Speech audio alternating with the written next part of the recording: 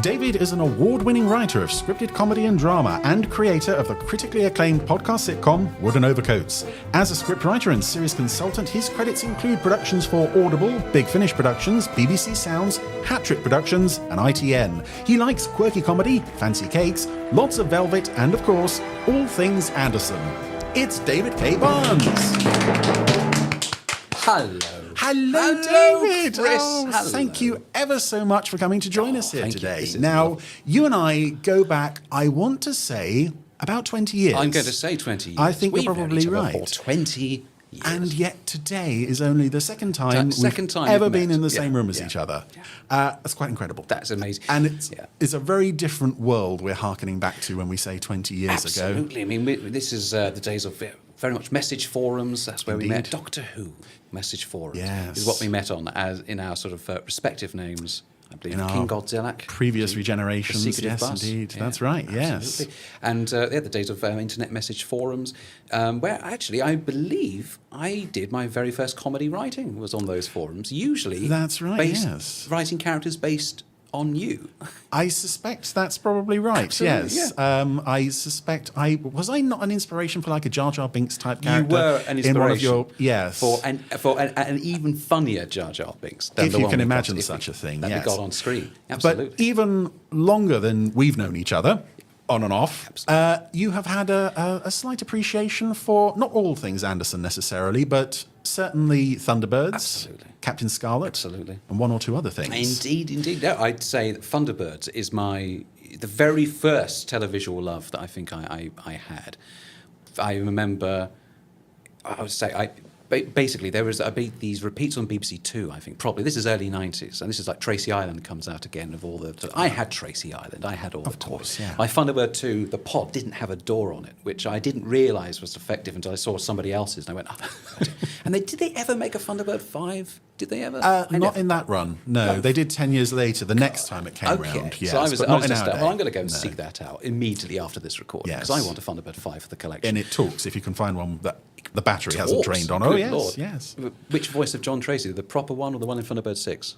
Whichever voice artist happened to be passing the toy factory Absolutely. that day. I'm just trying to lay my geek credentials here right now. Yes. But yeah, there was this. There's all these the repeats, and I think it was my uncle who'd put together this taped on BBC Two of various episodes of Thunderbirds, and that tape became a sort of holy grail for me. Like I'd go and see every weekend when my parents wanted a bit of time to themselves. They'd pack me off down the road to see my nan and my aunts, and they said, "Oh, keep him quiet. We'll put the Thunderbirds tape on." So almost every Saturday, and I was delighted to watch this tape. 5 episodes of Thunderbirds, which I think cemented it as the program, which was the most exciting show ever made. They were trapped in the sky, of course, great one to open with. Oh yeah, absolutely. Sun Probe, which I absolutely adore. Oh yes, I think that might even be my favourite, possibly. It's up there. It could be my favourite. So I hope to get into that. Operation Crash Dive, a sequel, right there, episode 3. More Fireflash. Planes crashing into the waves. Day of Disaster, the one of the rocket convoy going and falling off the bridge, cracker one. And the last one to round it out, to cement it as the ultimate children's show, Attack of the Alligators. Oh my goodness. What a collection. This is a dream compilation. 5 episodes. It's on the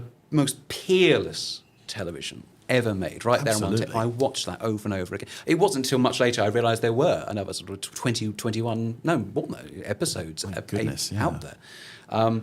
Absolutely astonishing. And so I absolutely loved this. And then as I grew up, there was Power Rangers and then Star Wars and then Doctor Who, which is still one of my great loves now, to the extent I even write for it sometimes. But that appreciation for Thunderbirds, that sort of childlike thrill, is still there. And when I watched a couple of episodes on ITVX, now in HD, all restored, much better than the DVDs I had, and in the correct aspect ratio. Yes, very important. The correct aspect ratio, that's why I haven't got the Blu-rays yet. Without the extra sound effects. I just want and I watched a couple on there just to prepare for this, and I just felt 5 years old again. It is still an immaculate program. Yeah, it's still got that magic. It's incredible just to look at these things. I mean, I've seen some of them, more times than I've seen so-called legendary, the greatest film ever. Yes. I've not seen Citizen Kane, but I've seen Day of Disaster at least 10 times. And probably. I think most people around the world should. I think if Peter Bradshaw on The Guardian were to watch Attack of the Alligators 10 times in a row, I think he'd have a very different appreciation of the film and a better one, quite frankly. And I like Peter Bradshaw. We're getting some meaty stuff here today. I like you, Peter Bradshaw, but Thunderbirds, come on, that's where the action's at. Sorry, carry on, Chris. No, that's fine. I've derailed us already. We've established your Thunderbirds fan credentials, but now we're going to play a little game that goes back even further than Thunderbirds. This is Super Identification, in which we play a clip featuring excerpts from the opening titles of all 18 Anderson shows. And it's your job to identify each one. It's very quick. Yep. Shout out the answer as soon as you think you know it. Yeah. Just a little bit of fun, but we will be keeping score. Of course. Of course. So,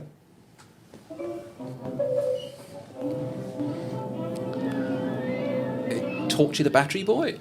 Was that a thing? That looks like Fireball XL5. It seems too early.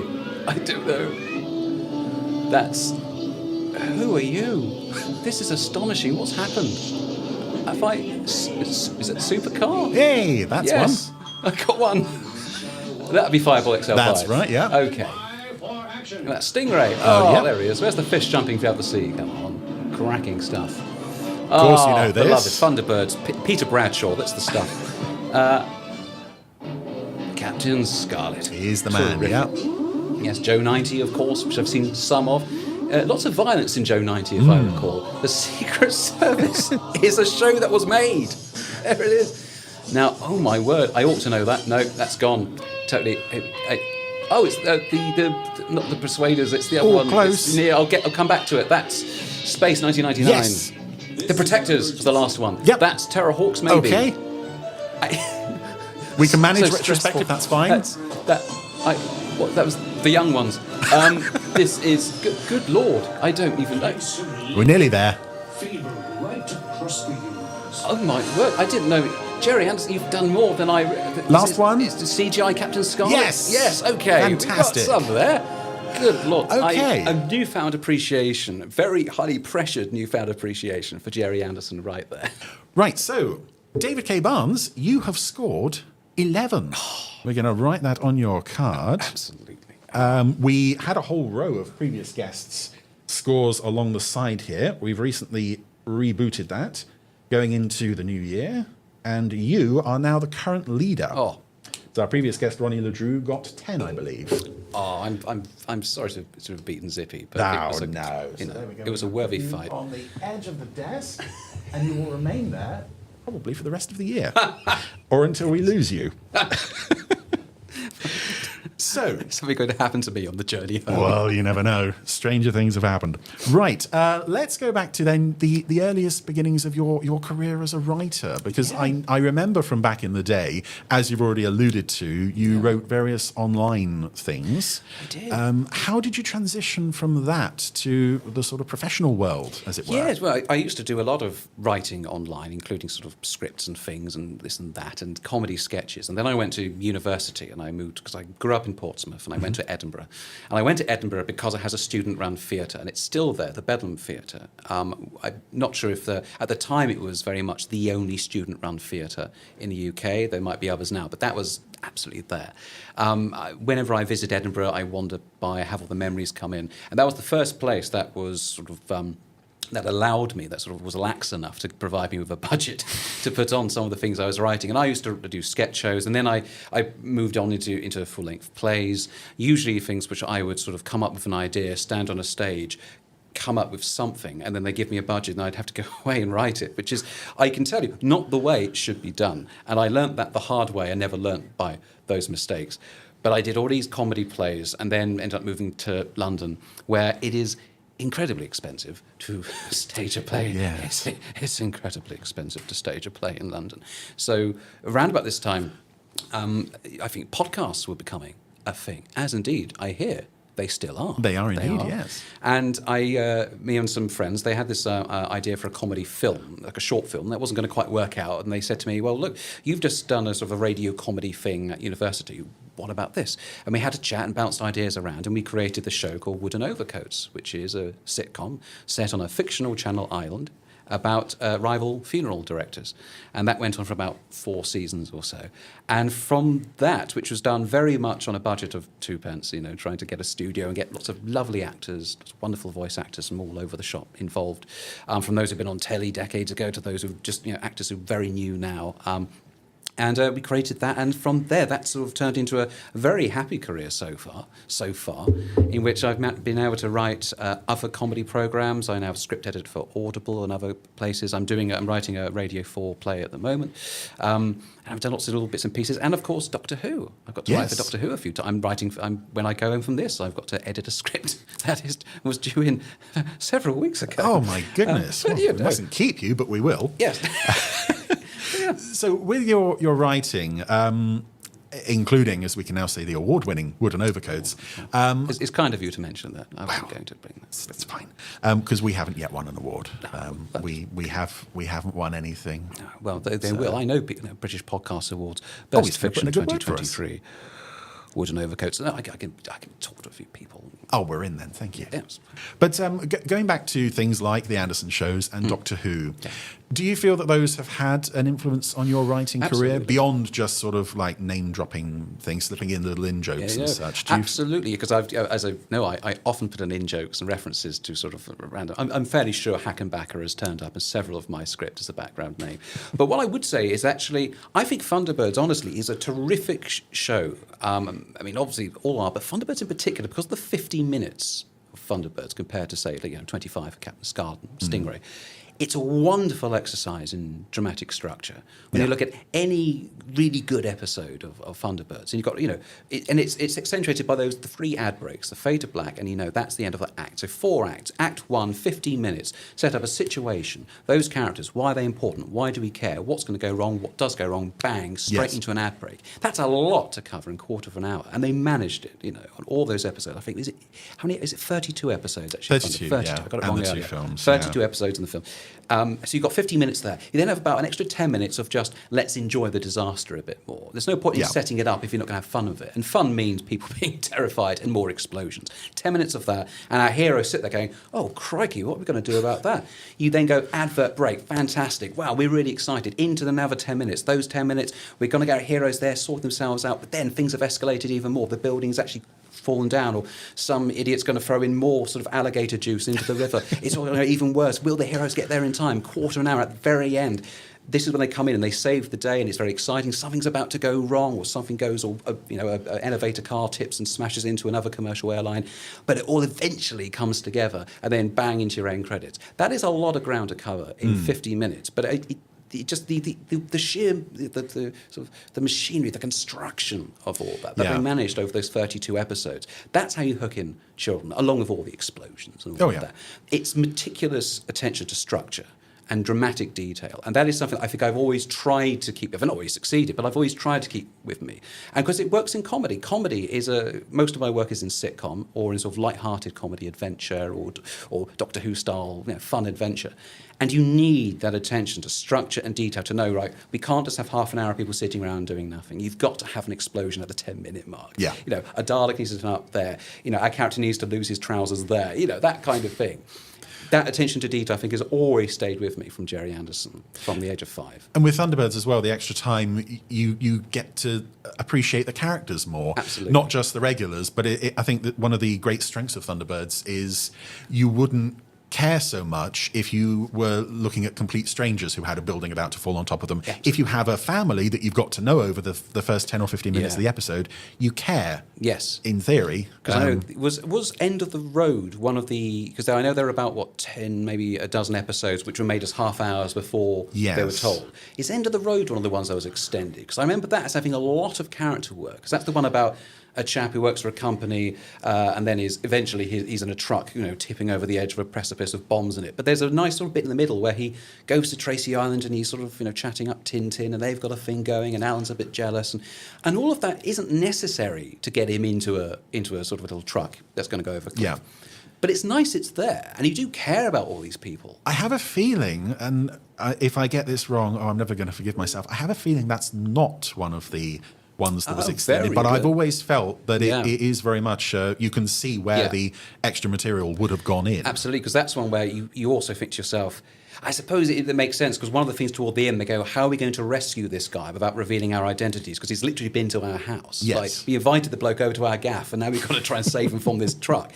What do we do about that? But then you look at things, I suppose, like the Uninvited. That must be one of those ones which was added material, because that's when I think so. Scott crashes, and then there's a lot of back and forth to Thunderbird 5 where we're going, yeah, that's 10 minutes, quick, let's get on with the episode. But even that works. Our main characters, the two guys are in sort of a truck, and they're in the desert in the middle of nowhere, and they've got a connection to Scott, and it just adds a lot. It does add a great deal. And City of Fire, that family trapped underground, you've spent a lot of time with them. Yeah. You do care about these people. This is an ordinary trio of people. You've got to spend time with these people. Absolutely, yeah. So speaking of structure, we're going to look now at a clip from an episode that you have already mentioned. Yeah. This is a clip from Sun Probe, and you have mentioned this. Yeah. A, for structure, but also B, for the way it uses music. Absolutely. So let's take a look at that. Oh, that's good. I like that. We are now certain that the solar spaceship has been saved. I want to be the first person to say thank you to International Rescue for their... Wait, folks, here's more news. This is disastrous. It can't be true. According to the tracking stations, Thunderbird 3 has not altered course. It is heading straight for the sun. Stay tuned. Gordon, what's happening? They're not pulling it around. Father, the retros must have failed. We've got to get through the brains right away. Look at that. It's beautiful, yeah. Just beautiful. Hello, Father? And it still holds up so many years later. What's happened? Alan succeeded in saving the Sun Probe, but now it seems the retros have failed on Thunderbird 3, and they're heading straight for the sun. Straight for the sun? Brains! What are we gonna do? What are we gonna do?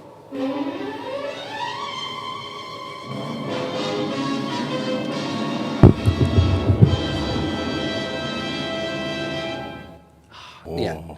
Now that is dramatic stuff. This sort of structure. I was so excited. I actually hit the mic and did thousands of pounds worth of damage. Oh, that's fine. We've got backups. But that's it.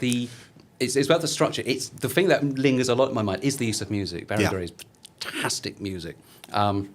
Which I think all the best episodes have great cliffhangers, and Sun Probe has got few of the best ones. Oh, yeah. One of them is technically like a zoom in on what I think is probably a light bulb, but oh my God, it's the most dramatic and exciting light bulb I've ever seen in television. It's the use of music throughout, the generating of tension.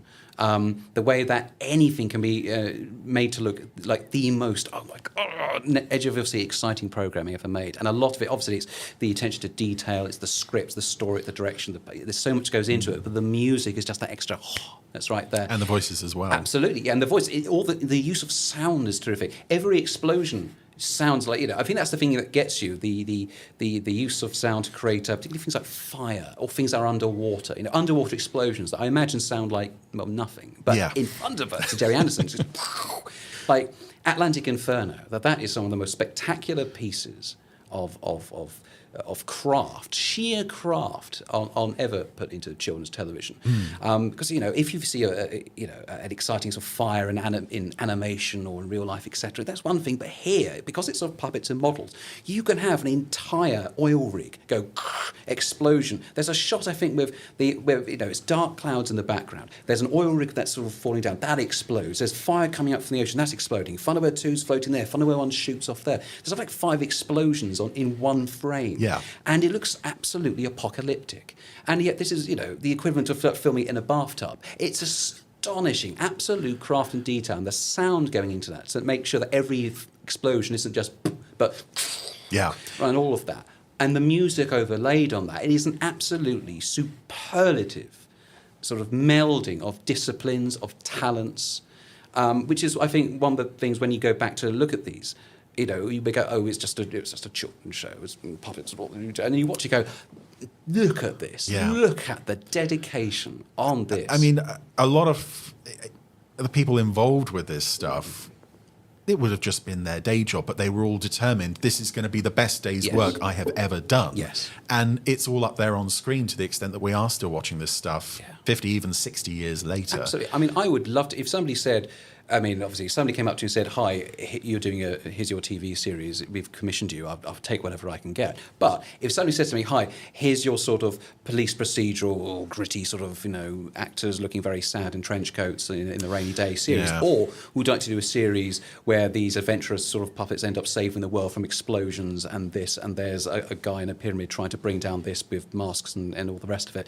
like, I'll do the latter. Yeah, of course you would. Why wouldn't you want it like that? You see that all the time. Yeah. I see people in trench coats doing deals on the street every day of my life. I don't see collapsing sort of rocket convoys and all of this and rockets exploding, people going towards the sun. Like that clip there, Sunprobe in particular, and we both enjoy that episode. That's the one where it's, one of those wonderful episodes where international rescue get themselves in danger. Yes. And you go, okay, this is terrific. Sunprobe, this rocket's heading for the sun. It's going there. Thunderbird 3 is in pursuit. Thunderbird 2 has got a little buggy over here. They're doing something. This is all very exciting. They're going to die. They're going to die. They've been saved. Hooray, fantastic. Oh, but the episode is running a bit short, isn't it? What do we do? What do we do? I know. They're so exhausted on Thunderbird 3 that they can't do the switch to stop the beamy thing, and as a result, it's heading straight to the sun. They're all going to die. And given that there's no one else in space, because, John is in Thunderbird 5, but of course he's not going to do anything. He oddly doesn't get mentioned throughout that entire episode. It's so odd. You think maybe he sat there goes, finally, why won't someone give me a ring? I can see them. I can help. No, but on Earth, at the top of a snowy mountain, Brains and Virgil are going to do something. And the sheer build-up of tension in what is really, what you're watching is just some models being moved around and people looking at monitors with a beam going, not yet, no, get a bit closer. And yet, for the sheer, what we saw there, about a minute's of footage, it's incredibly tense. And you really get invested in that. And of course, who wouldn't want to be writing, acting, involved in a show that can do all these magical things, and then grab children, and in the way they did me, and inspire them for years and years to come. Yeah, stick with them for decades, absolutely. We are going to let you now dig into our viewers, listeners' questions. We have a selection of questions in there, so if you would like to pull out a couple of questions and see what you make of those. I've got one here. I'll take in another one. Take a couple. I'll take a couple. I've got exactly 2, because I follow the instructions. I'm going to open this one up. And this question here says, from, hoping I'm pronouncing this right, Peach Harding. Hi, David. Hello. If you could write an episode, TV show, audio, for any of Gerry's shows, which one would you choose and why that show? Now, that is an interesting one. Part of me does think instinctively Thunderbirds, because I do like shows about heroes, especially sort of people just sort of being heroic as part of their job. I think it's very easy to get caught up in villains. But I think it's interesting that I personally think in Thunderbirds, the episodes that, we have a regular recurring villain. He's the Hood. He's got 6 episodes. Apart from Trapped in the Sky, not necessarily the best ones. Yeah. I think the best episodes of Thunderbirds usually come about where the disaster has happened. Usually it's through natural grace of God, something's gone wrong. Or it's usually some sort of financial malfeasance where somebody has ended up not sort of, they've underwritten that, or they've done something dodgy here, and actually, that's a bit thing. And we filled up that pit. Oh, actually, did we fill up that pit? Oh no, a sidewind has fallen into it. We should have done something about that. Or no, the budget wasn't there. Or what have we done? That's where a lot of the stories come from, and most of it is about heroes trying to do what they can to save people's lives, and I like that.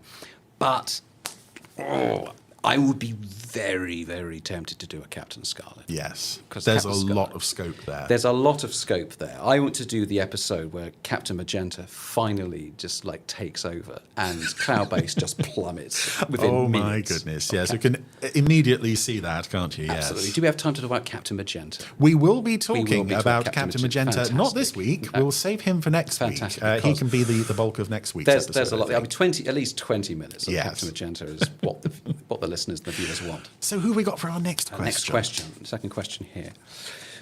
Richard Goodborn. Which Anderson property, aired or unaired, would you like to bring to life in your style? Ooh. I suppose you don't know too many unaired Not pilots unaired, and things, no. But I have, of course, as well as Thunderbirds is the big one. Captain Scarlet, of course, I know very, very well. Yeah. I have seen, Stingray, Joe 90, the Secret Service, the Protectors, and so on. I don't know, the Protectors. I've always wanted to do a show like one of those ITC action adventure series. Yeah. And I'd like to do them because I always enjoyed the Persuaders with that sense of humour, the Department S. So I'd be tempted by the Protectors, but again, We've already answered Scarlet for the previous answer. we have, and so I think I could do a bloody good job with Thunderbirds. And you know what? Because I've seen the films. Thunderbirds Argo, Thunderbirds 6, Thunderbirds 2004. Oh, yeah. None of them quite did the thing I want, which is you want several rescues with all the Thunderbirds in them. That's what you want. Yeah. You want, we've got a space rescue on there, but at the same time, blimey, something's there, and that giant crab is going to attack that, so Thunderbird 4 is, I hope that works out. You want all those things happening at the same time. So I'd love to do, I want to do a Thunderbirds movie. I want to do it with the puppets again. I want to all sort of tactile, tangible stuff. I mean, of course, if somebody gives me the budget for the CGI version, of course I will deign to do the multi-million-pound CGI Thunderbirds movie. But give us a bit more so we can do the puppets. Let's do that. And I want to do the good Thunderbirds movie, building upon the good work of the originals, but that involves all of the characters and all the Thunderbirds and all the rescues, and really, if Cliff Richard wants to be in it, I'll still let him. Yeah, I'll still let him, Cliff. You, Cliff, darling, I'll let you go in there. But we are going to have all the Thunderbirds doing stuff and all the pod vehicles. I mean, come on, we've got to have the monobrake somewhere. Of course, yeah. It is strange, though. Yes, we've had 3 big screen Thunderbirds adaptations, and they are all Alan Tracy is the greatest guy in the universe. Whatever you think of the 2004 movie compared to the Super Mario Nation stuff, none of them, as you say, quite got the whole, we're there for all of them, not just one character. I think that's it, and you've got all the characters. I'd certainly find something for John to do. I always liked John. He only got one rescue. You have a fan out there now. I'm glad, because John Tracy, I know that Gerry wasn't as big into him as perhaps I was, but he only got one rescue in which he got to go onto a boat, mooch along, go, you're doing that all right, and he pissed off again. Like, come on, John, you've got more to offer than that, son. And I will make sure he gets it in the film, which I am doing, once you finance it, please. You heard it here first. I want a job, please. Please. So, as a writer, as an editor, does your experience in that field kind of affect the way you view the shows? Can you watch them completely, just accept them for what they are, or is there part of your brain that's thinking, oh, hold on, I would maybe no? I think that it's of course I have an even greater appreciation than I did before, because I now know what goes into that and everything that happens, and how if you can get any television show made, that's a miracle. Making a good show is an even bigger miracle. Yeah. And so I've always been able to appreciate everything on the craft of it. I think what happens is when I'm watching an episode, say I watched 2 episodes last week, one in which I absolutely adore and one which I'm not as keen on. And the one I loved was Operation Crash Dive. I think it's a terrific episode. And I just watched that. I thought, I'll see. I'm going to do an interview next week. Let's see. And I just watched it for now again. The plane's crashed. There's water everywhere.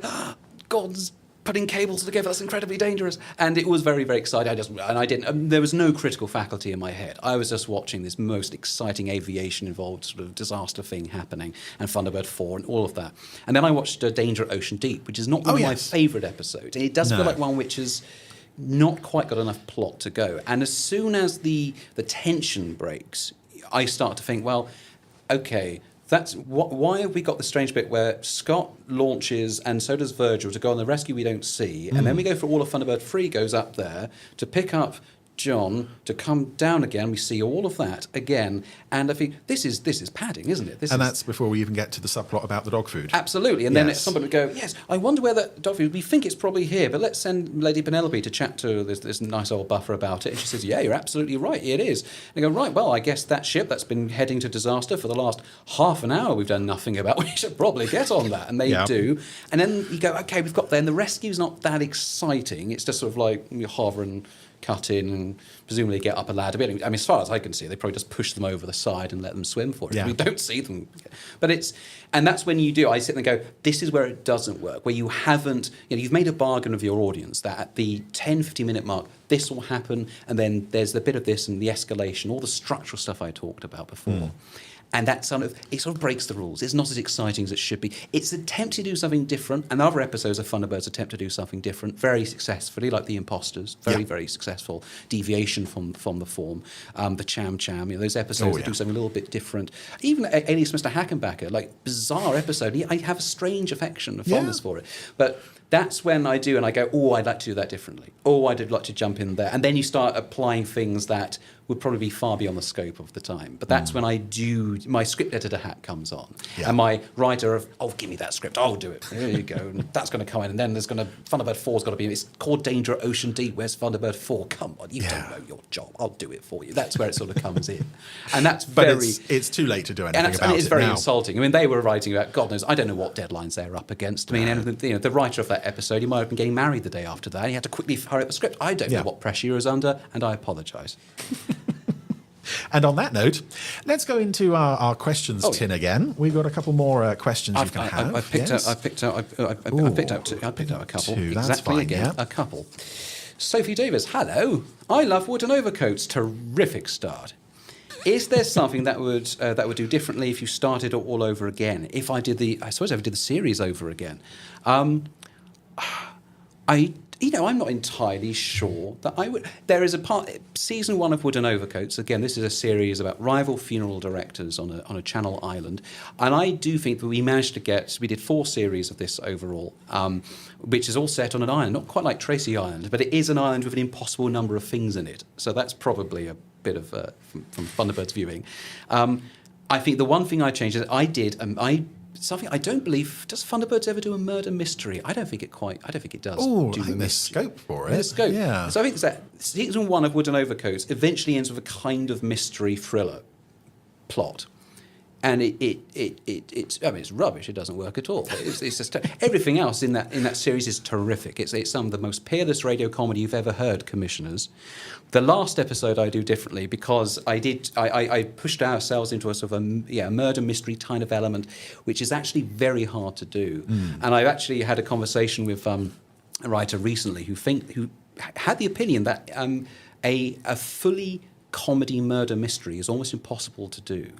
Because comedy requires that you understand the context perfectly, so you can see, oh, that character's going to get in trouble there. Whereas a murder mystery requires you to withhold information from the audience, so it's hard to do both of them. And I tried to do it, and I can tell you, I failed, and I didn't do it again. Every other episode of that series is perfection, but I dropped the ball on that one. Oh, so that's what I do differently. It didn't show. I mean, I've only listened to. Yeah. I think I've listened to the whole series, but only once. It is on my radar to go back to. I will listen with a fresh ear on that. Yeah, once you get to that episode, you can sit there and go, "Oh, David, you're right. You've tried." You delete all. Well, I'll let you know. Yes, I'll let you know what I think of that. One more question for this week. Yes, this is a very good one. This is succinct from Simon Moore. Why audio? Question mark. Why audio indeed? Originally, it was because it was the only place I could get work. Yes. So that's a very important one. But why persist in it? Well, at the time, I had stage comedies on in London, and it is incredible. As anyone who's worked on the Fringe or done anything to do with theatre knows, it is very, very difficult to get people to deviate from their path off the street and go into your theatre and watch what you have done. And it is a huge financial risk to do it. And my producers had been really trying very hard to get people in there, and they did so well. It sold out, and it was a wonderful show, and the production team did absolutely wonderful work. I was so delighted. And even then, the audience they managed to get in this sellout run was still less than that who downloaded an episode of Overcoats that day. And there was something about audio, that the international element, that you could make something that could be heard around the world. Our largest listener base was in America. We had American listeners, but we had listeners everywhere. So that was an element. But also audio as I suspect what Simon means more, as a sort of a storytelling medium, as a form in itself. I think audio, they always say it's intimate, it allows you more imagination, it's, the pictures and people's heads are better, etc. What I do think it allows you to do particularly well is to create a world, the boundaries of which are practically impossible to actually realise in television or film or whatever. But because it's audio, you could just get away with it. We have an island, Piffling Vale, the village on the island of Piffling, has a safari park. It's got mountains, it's got a waterfall, it's got this, it's got shops, it's got other versions of itself, and yet the island is specified as being a mile wide. Yes. And it's an impossible amount of stuff. And I don't think we could have done that in any medium. So there's a playful quality to audio that I don't think you can get quite like that in any other medium. It's also a wonderful medium for meeting people, because there are a lot of, all actors, terrific actors. They'll look at, say, television or a film and a stage, and it will take a certain amount of time to come in, to rehearse, to do that. And you go, well, that's going to be a month to do that. So audio, you can get an actor to come in and be a captivating hero for a 10-part epic and get all their stuff done in 2 days in a studio. They don't even have to, they don't even have to get dressed if they don't want to. That's one of the great joys of it. They can wear a barrel and they can still be a king in some faraway fantasy epic.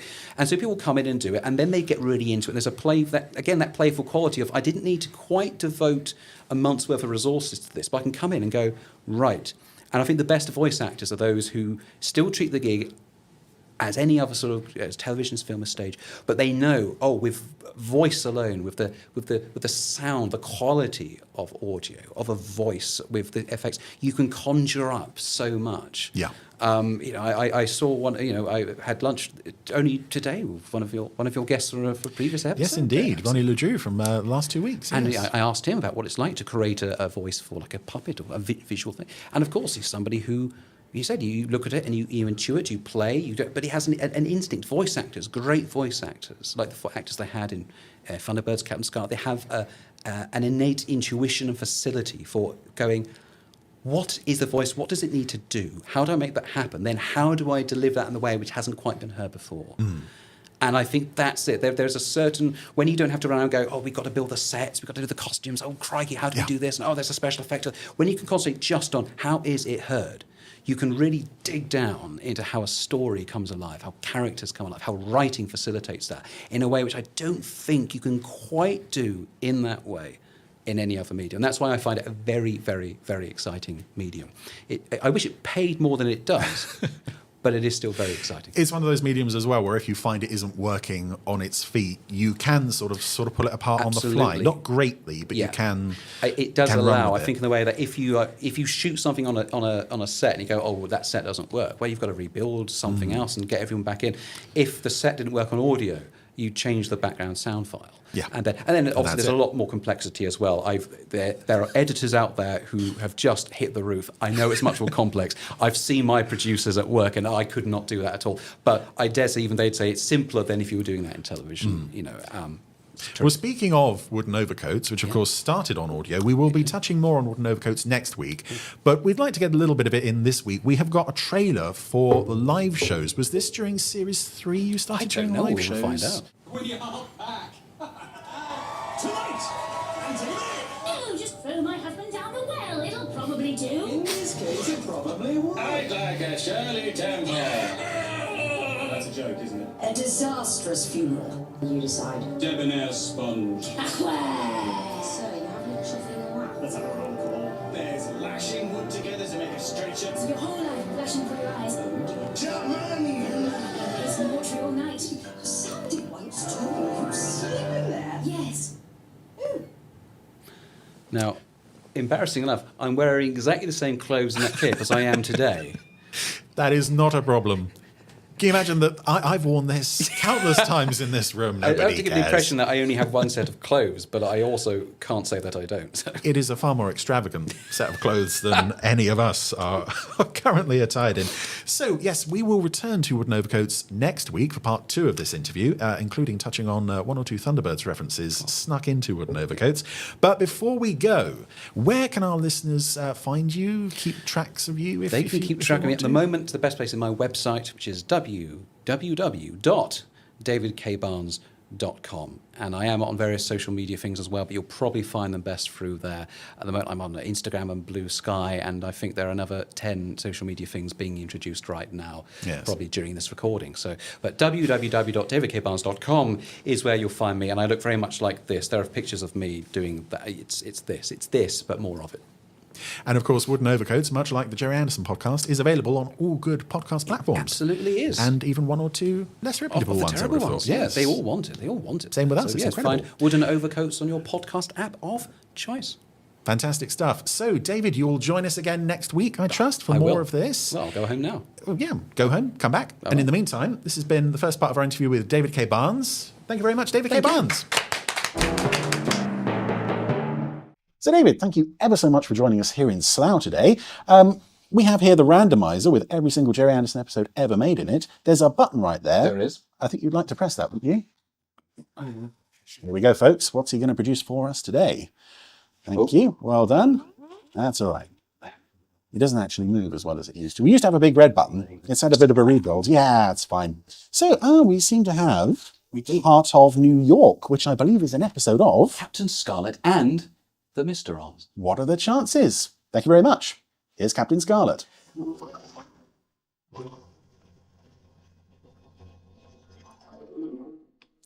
Well, David, thank you for agreeing to sit through this with me, as it was your pick on the randomizer. It's only fitting that you watch this. Can you remember when we used to watch episodes together remotely? It was on MSN Messenger, wasn't it? My goodness, back in the day. Yes. Pre-broadband, pre-anything, really. Watching this on DVD and firing comments back and forth. Why is the cat shooting Captain Scarlet?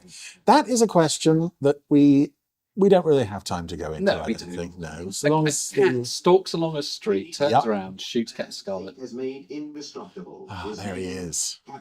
Francis Matthews. Indeed.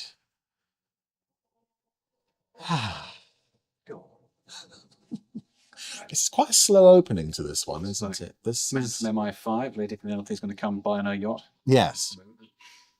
But again, instantly you look at this and think, oh my goodness, the craftsmanship that goes into even this. The fact that it's like a night, sort of a night shot by the sea, it does look beautiful, doesn't it? This is. And the fact that it's on Blu-ray as well. I mean, the DVDs were good for their time, but the fact that you can see detail in this that just stands out. And there's this Spectrum security chappie defending we will come to know that this is the Spectrum security vaults. Because we do know that Spectrum security guards, by and large, are... Yes. Sort of drawn from the Captain Magenta school. Indeed, yes. Competency. And this episode will highlight that quite spectacularly. But we have some sneaky chaps in a submarine. And again, this is one where I'm glad that they restored it in HD, because on DVD I could never quite make out what that thing actually was. No, I don't think I've ever seen that bit before. No. Oh, nice. I thought it was a kitchen. No?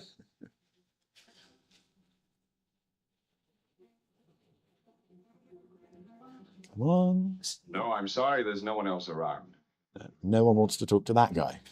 Yeah, even there, I can't make out what that actually is meant to be. It does remind me a bit of, is it Octopussy, when Roger Moore is in there's a crocodile. Yeah, the crocodile that flips up. Yes. We've got a couple of pairs of There's footsteps. suspense. Yeah. I don't know what's happening, but there's intrigue.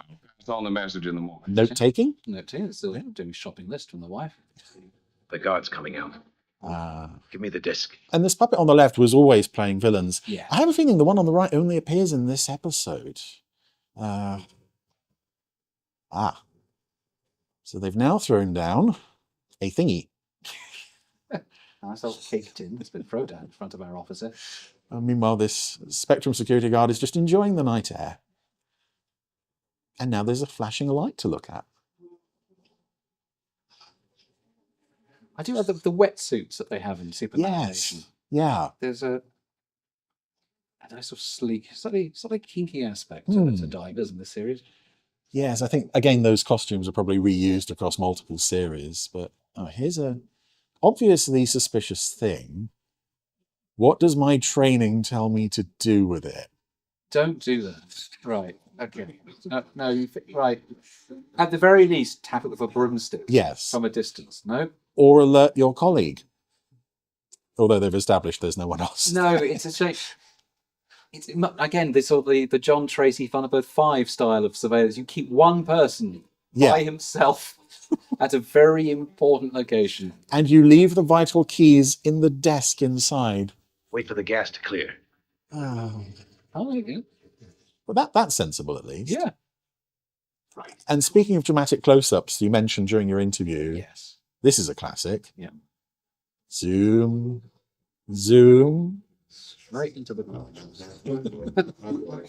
Oh, poor guard. He'll be out for about a half an hour. Oh, good. How long will you need to open the strong room?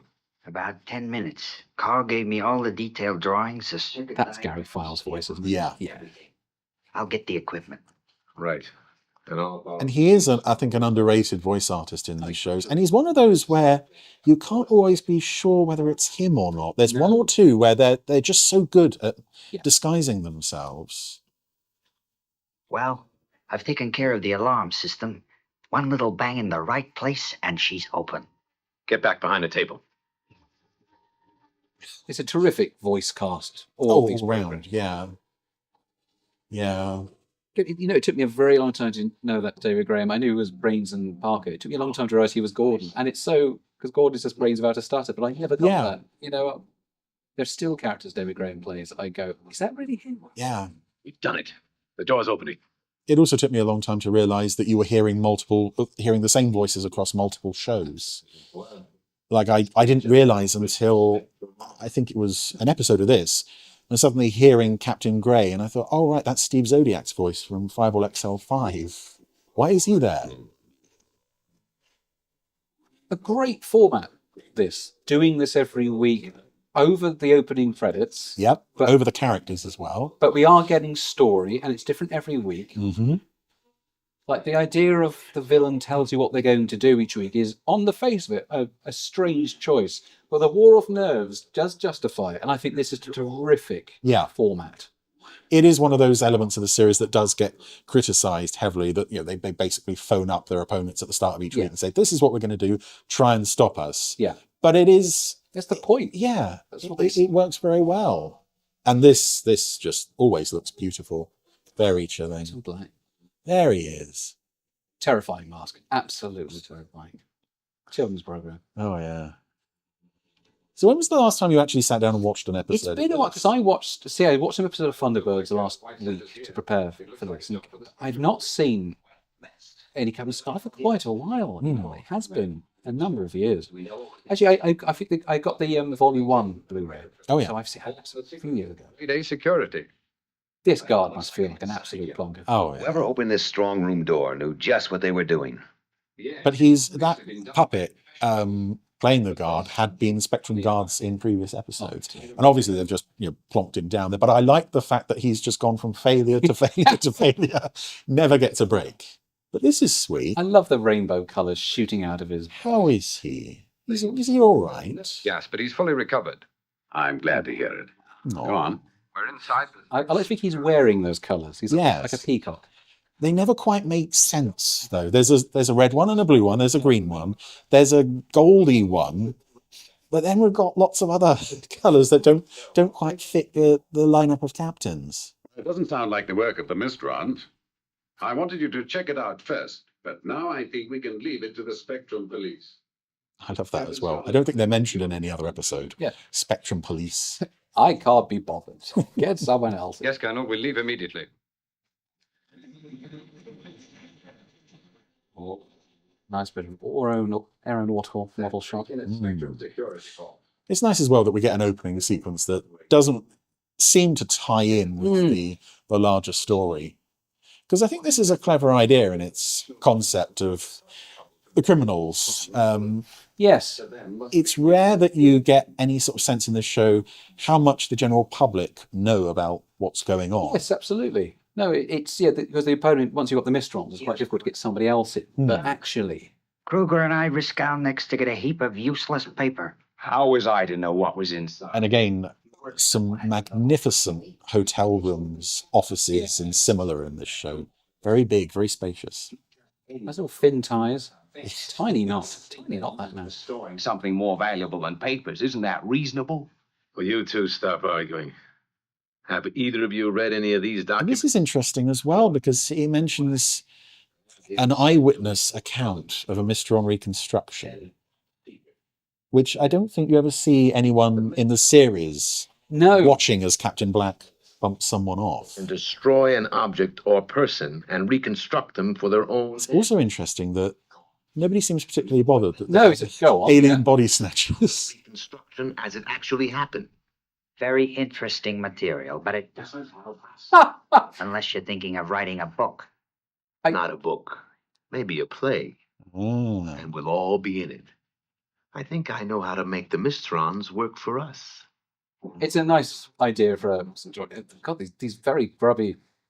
This looks like a very poor part of town salad. There's a newspaper stand there as well, and in HD you can see it says something like Himalayan disaster, telescope write-off. Oh. Do you remember there's an episode in the Himalayas with a telescope, which would have been made before this? Shadow of Fear. Shadow of Fear, that's the one, yeah. I do remember.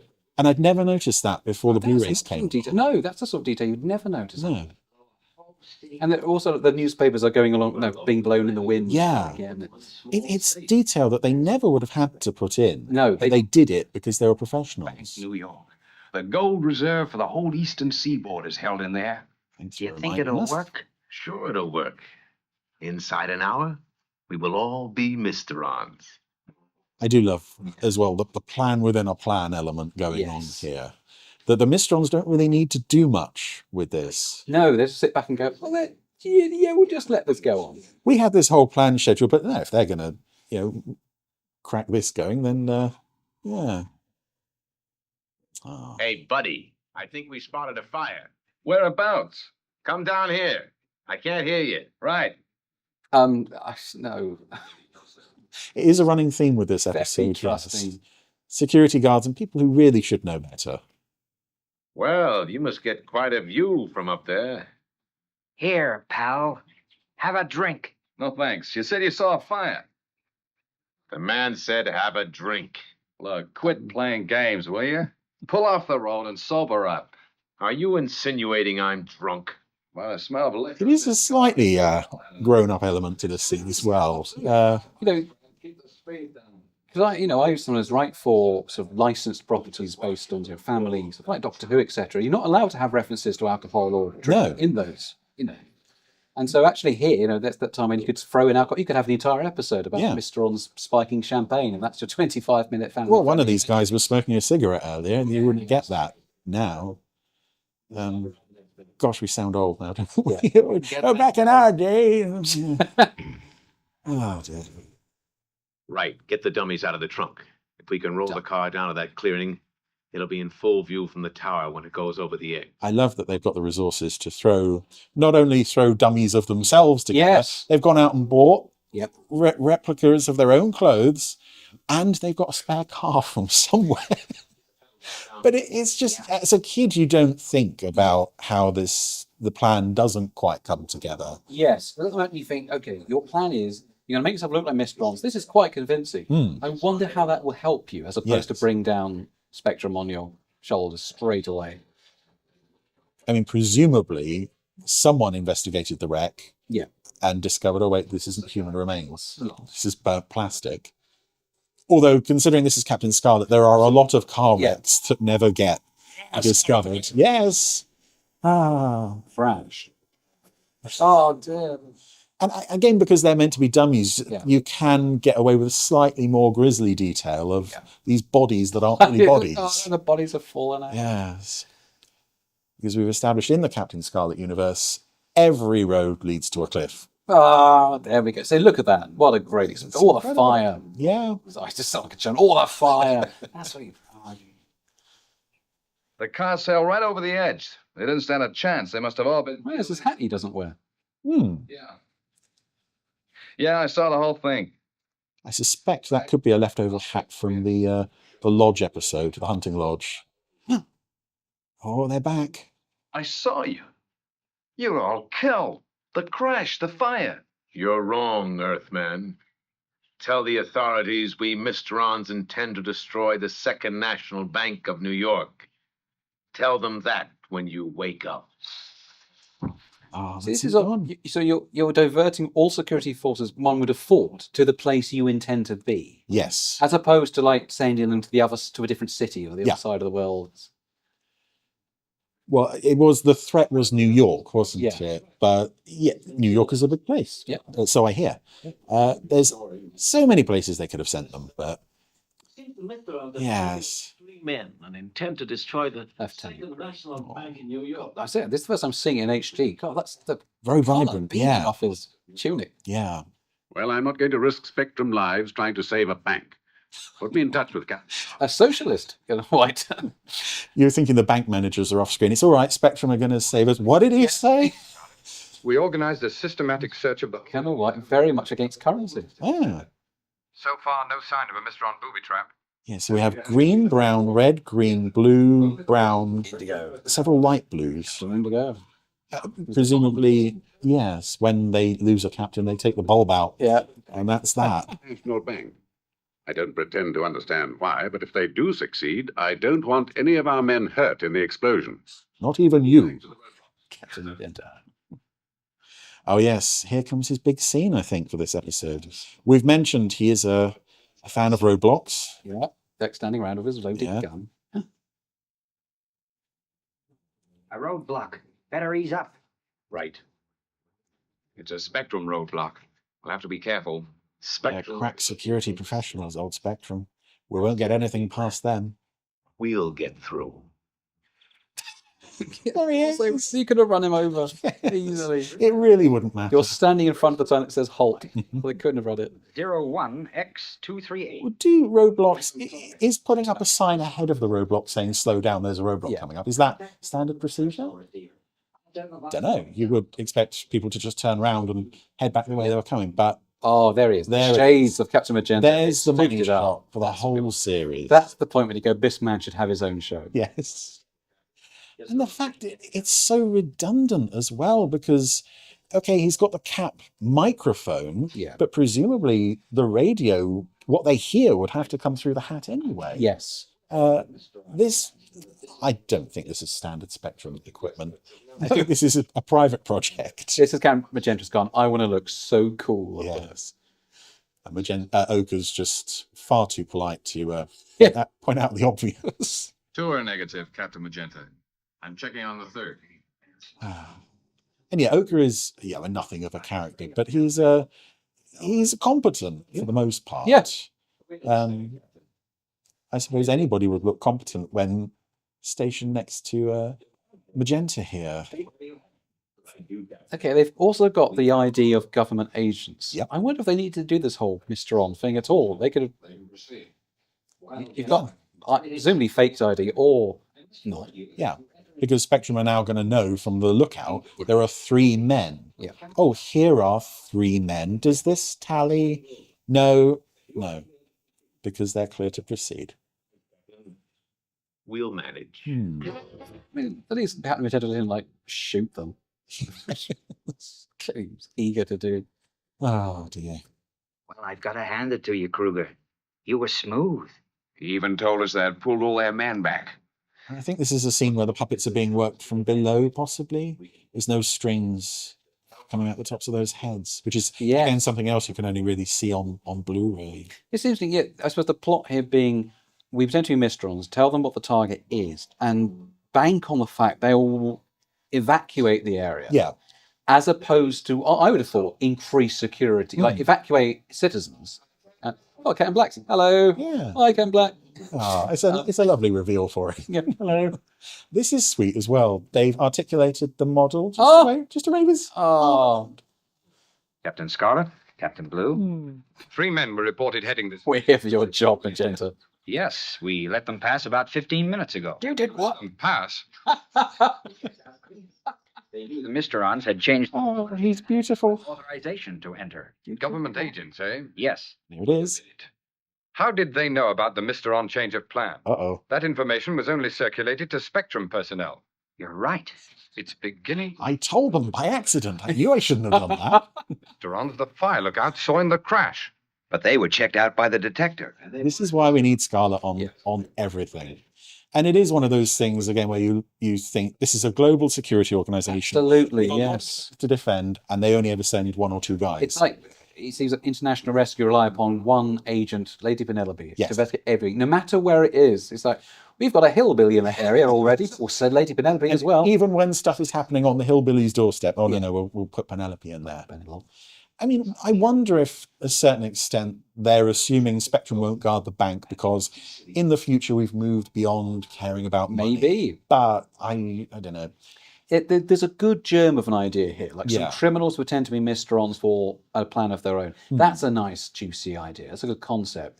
The actual plotting, I remember this on the episodes, even when I was watching the first time as a kid, I thought, I don't understand how this works. And all the elements are in place to keep the story as is. It's just sort of the people's motivations. Yeah. People seem to be doing the exact opposite of what a real person would do.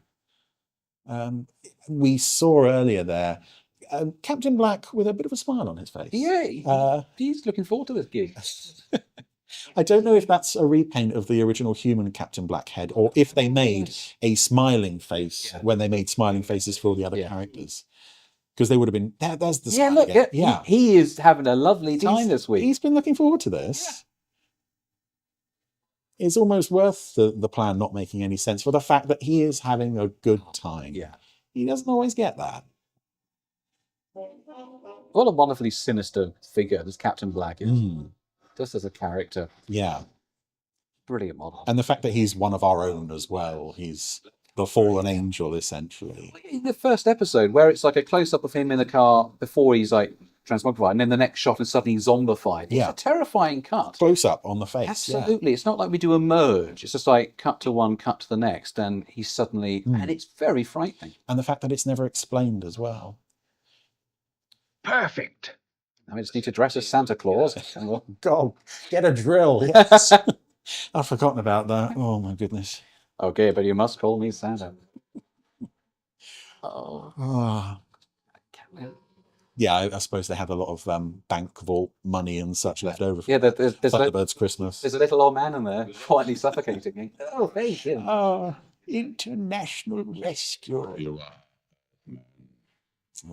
The greed that brought you here will cost you dearly. Good line. Yes, we've been thinking about that one. Will be destroyed, and you with it. So they made up the idea that the bank was the Mistron target, and it turns out that it was the Mistron target. Yes.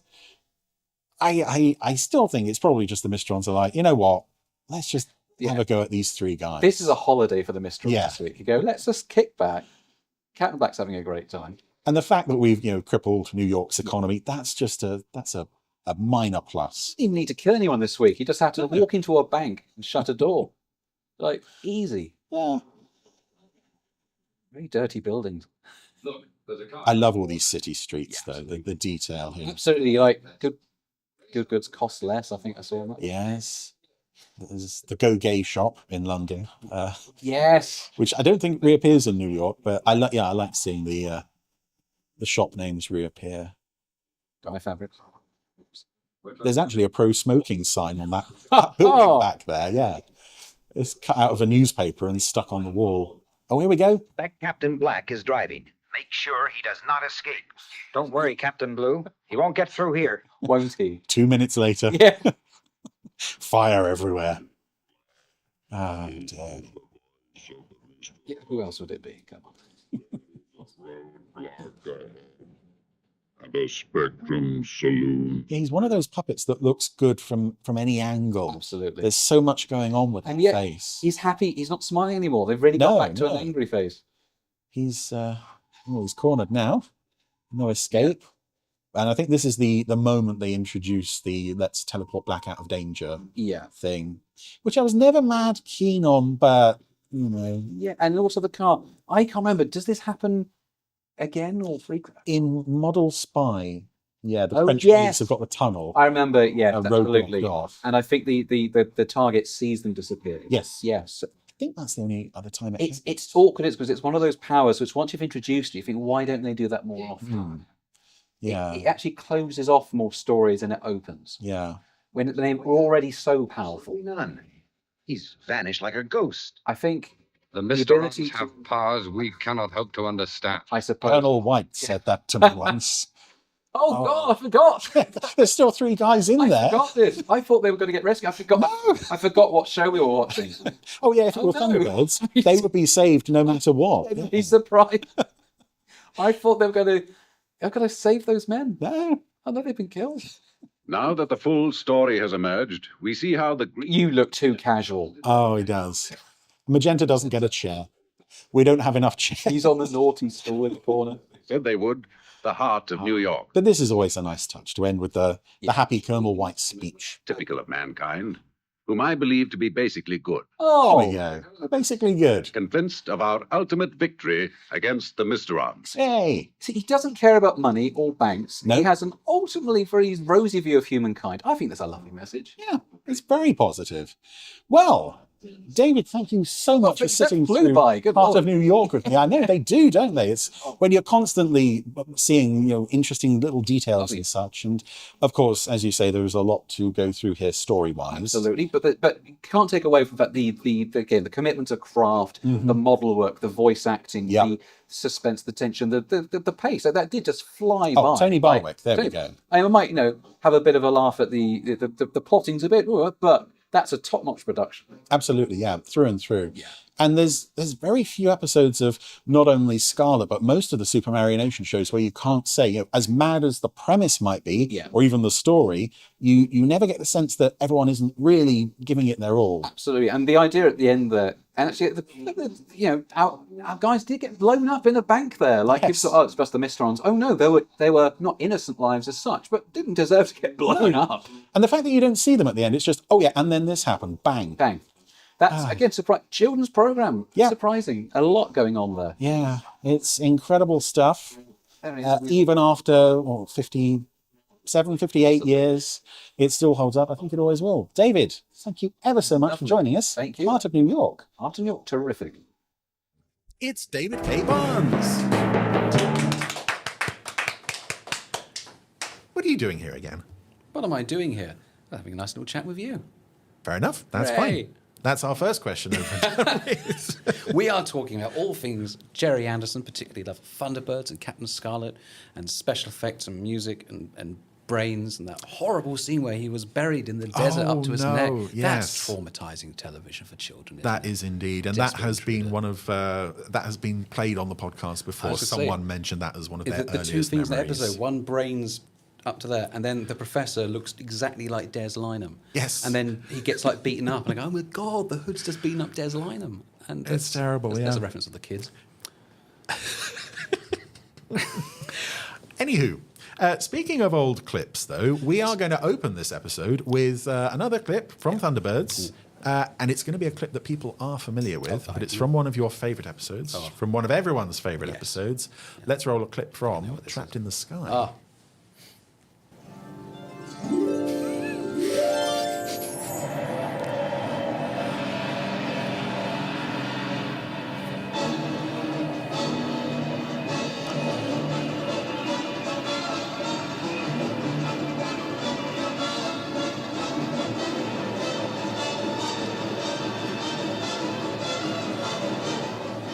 Flash from Thunderbird 2.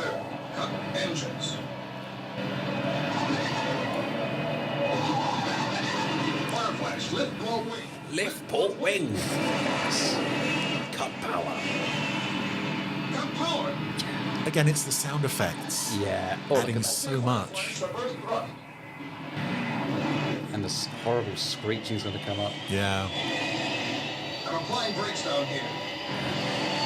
And one of those moments where, as you said, it keeps building and building the tension until that's it. It starts. We're nearly at the line. We're running out of runway. Look at that, swerving about all over the place. It's just incredible stuff. Even now, it's just That's the thing which when you watching that for the first time, you go, okay, yes, the plane lands on some buggies. I mean, who wrote that in the first place? But the plane should land on some buggies. That's the plot of this script, and they made it, and it's amazing. And the fact that, of course, we had the bit earlier where one of those buggies sort of goes off the runway and it explodes, and then the Fireflash has to fly off again, and it comes back. And you got the buggies, and then of course as they break, and again this is the terrific model work going on and the attention to detail. They start to they screech, they start to get all oily, they start to explode, they look absolutely knackered. Like this is like really horrible grungy machinery at the edge of its of its capability, still swerving around, and then Virgil's truck explodes and zooms off as well, and he tumbles over, and the Fireflash is now scraping on the floor, and the bomb's falling in. And again, I don't know very much about TV direction at all, but one thing watching the clip even again, there's several areas that we're trying to keep our attention drawn to. Yeah. You know, it's not just you've got 3 buggies, yes, you've got Virgil there, you've also got the pilots, and we've got the runway itself. There's lots of different areas we're trying to keep track of, and it's masterfully cut. You know exactly where you are, what's going on, you know, how that buggy failing impacts upon that one there, why. And this, the suspense, the tension, the music. It's interesting that that's the second time we get the shot of the Fireflash going over the 3 buggies. The first time is unscored for the failed attempt. That's right, yeah. And it's good, and it's not quite as exciting. The second time, that music, which is I think the best, I think for me it's my favourite bit of Barry Gray's music, is that. I think that's when you go, oh yeah, okay, this is the stuff. This is really exciting. And then it lands, and then think, okay, it's just they break, and then that's the end of the rescue. And then of course it goes off into all these other areas. And even that line, like, we're running out of runway. That's nonsense as a line, isn't it? It's only when I had to see that about 20 times. I sat there and went, we're running out of runway. Who allowed that line to get through? And yet it trips off the tongue. I don't mind. I'm sat there as a possible script editor at home in my living room going, oh, that line. I'm not a pilot actually on a plane that's about to explode with a bomb in the back and 3 buggies underneath me. I'm going to say whatever I like. Running out of runway, that works. I mean, I'm terrified. Like that thing that's going out of, I don't know how far this actually goes. I mean, which airport is this? London Airport. London, of course, yes. Captain Norman? Commander Norman, Commander Norman today. I say, I don't know how I've still got my job. Something goes wrong every single day. Yes. He's never turned up for work on a day where there wasn't a disaster. I believe, didn't you made a video trailer for London Airport Adventures, didn't you? Yes, the television series, yes. Absolutely. But that's the series I want to see made. We'll do that together. Oh, yeah, that's fine. Absolutely. I'm up for that. And the entire series is about Commander Norman and the staff at the airport. International Rescue occasionally in it. Well, International Rescue would probably have to be in it quite a lot. Just occasionally. All the times where they don't get there on time. Yes, that's absolutely fine. Well, speaking of the way you've been talking this week and last week, and indeed the way I've been talking, there's a slight jokiness in how we talk about these shows. Absolutely. I know with Thunderbirds you saw it as a kid. Yeah. I get the feeling with Scarlet you came to it when the DVDs were released. Absolutely. It was a friend of mine. Slightly older. Yeah. So this would be sort of like 11, 12, early teens, and a friend of mine who had watched Scarlet as a child. He came over with the Volume 1 DVD, and we watched it as a sort of, oh yeah, let's remember.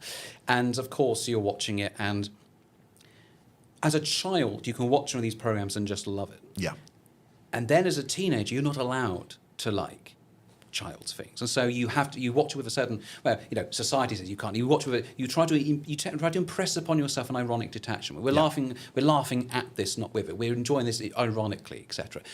People do that. It's understandable. You do that in your teens because you're frightened. Yeah. Teenagers are frightened of being laughed at, and you put up this defense barrier of ironic detachment because you don't want to be hurt, and then later in life you realize you just don't need it. And if you like something and you take joy from it, that in itself is good enough. That's wonderful. You can, I would have watched some of those as a teen, deep down, absolutely loving it. But of course, on the outside, sarcasm. And I did an episode guide, an internet episode guide, which is, as far as I'm aware, wiped from the face of the internet. But I did a lot of work on that at the time, and it's full of like snarky jokes and taking the piss out of this and making all that, and not even for a single moment even thinking about the people actually making the programs. It was just from the point of view of me, the viewer. I must be satisfied. I must be amused, and I'm going to be sarcastic. Much later, you put that behind you. You stop doing that, and you become so much happier when you can go, this is a wonderful piece of television. It was made for a different audience in a different time, but the appreciation to craft, the basic fundamentals of storytelling, they just come flooding back. And so obviously I can watch sort of the latest big dramatic series and adult dramas and all that. I generally do. But then it's a lovely change of pace to come back to an episode of something like Thunderbirds or Captain Scarlet or, of course, Doctor Who. And go, this is great television. It's different television. It's different. It's slower paced. And some of those episodes of Doctor Who, my God, nothing happens for hours at a time. Yes. But there's still something to enjoy in them, and you just appreciate them. And you don't need to worry that you're going to go into school the next day and get beaten up for enjoying something that you're not into. That's that sounds very familiar. It is a fine line, and I hope it's one that I tread reasonably carefully when I do my episode commentaries. I think absolutely. I mean, your enthusiasm is absolutely palpable. Oh, thank you. The joy that you express in it, I think so. Well, I think the key to it is having fun with it without making fun of it, because Absolutely. that is just... You laugh with, you don't laugh at. I mean, Stephen Moffat, of course, of Doctor Who was the showrunner for many years of Matt Smith and Peter Capaldi's Doctors, has a very irreverent sense of humour, even towards Doctor Who. And some of the early DVD extras had him cropping up, making fun of Earthshock with the Cybermen, and it's very, very funny. He goes, oh, those people are making fun of the show I like, and I'm now just old enough that I'm not going to take offence to that. Tee-hee-hee-hee. But that sense of fun is also there in his television making, and he makes some of the most wonderful episodes of Doctor Who ever. And he knows this is a fundamentally ridiculous show, and you go the next step over, and isn't that wonderful? If you get tripped up at that first step of isn't this silly, you won't get anywhere, and it's just a sad, miserable place to be. But if you go further and go, and that's what's so wonderful about it, and that's why I think I now appreciate things like Gerry Anderson's programmes in the same way, not the same way as a child, but on that same sort of level. Yeah. You cut out the middle bit where you're a bit, I'm trying to define who I am and all that, and now you go, I don't care. It's just great, isn't it? And I must say, I've always had that sense of that because I've known you for 20 years, and whenever we've spoken about it, I've always had that sense of you of a genuine joy and enthusiasm. Absolutely, yeah. And I think hopefully the listeners and viewers get that as well. I'm sure they do, because I get that. And of course, you make fun of bits because it's from a position of love. It's from a position of fundamental respect for the craft, for the joy of the program. And the people who made it all in the first place. Now, having said all of that, we are now going to put our words to the test with a clip of your favourite Anderson character. We won't say his name beforehand, but here he is at perhaps the peak of his powers. Let's take a look.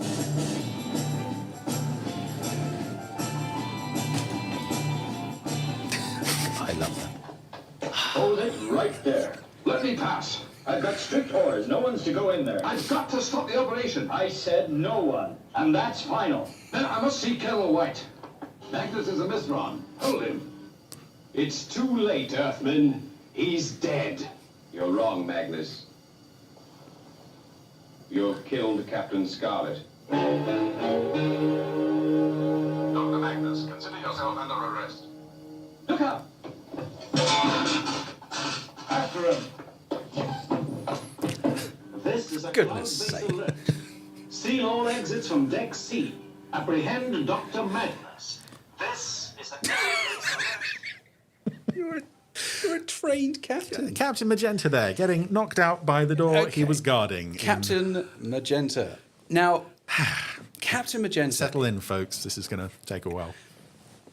See, he is so excited to have solved that particular case early on from looking at a newspaper. That's the one where everyone's going, I'm going to kill time. What does that mean, kill time? And then he rings up, Colonel White, I've got it. It's so obvious. Why didn't we think of this before? Calm down, Captain Magenta. It's so obvious. Well, the Colonel's first response is that you, Captain Magenta? Yes. He doesn't even know him that well. Is that you, Captain Magenta? Yes, I found it. Please tell me what's happened. Stop wasting my time. I've read it. Kill time, kill tiempo. He is so excited to have found something. That level of enthusiasm, excitability is nowhere else. Captain Blue and all, and Captain Ochre, Captain Grey, that's doing their job, wandering around. Then there's this guy wandering around. He's having the best time of his life every second of every day. Captain Magenta, he cannot possibly be a trained professional. There is absolutely no way that man. I mean, this is a man who takes joy in counting up to 21. Yes. Like, people are destroying... He's going, UFOs, 17, 18, 19, 21. Oh, and he's having such a great time. That is a man. Colonel White has a friend somewhere else who says, look, I've my son, I don't know what to do with him. Can you just stick him on Cloudbase? Just give him a position. Make a man of him. Defeat the Mysterons. Can you do that? Yes. Okay, John. We've got a spare pink uniform. Yeah, Nobody to fill it yet. Nobody else wants it. Fine, but you owe me one. Yeah, thanks very much. And off he goes. That's it. It's got to be there. It's nepotism. That's the only reason Captain Magenta can be there.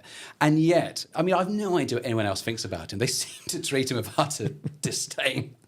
Poor Captain Magenta. And yet, Captain Scarlet as a series which is only 25 minutes, the characterizations, I think it's fair to say, a bit more sort of sparing than on Thunderbirds. Yeah. I don't know anything about Captain Ochre other than that I hope he likes that colour. Otherwise, there's nothing to him. He's a professional doing a job. I respect that. But I'm not going to write fan fiction about you, Captain Ochre. No. I mean, I'm sure people have, and don't send it to me.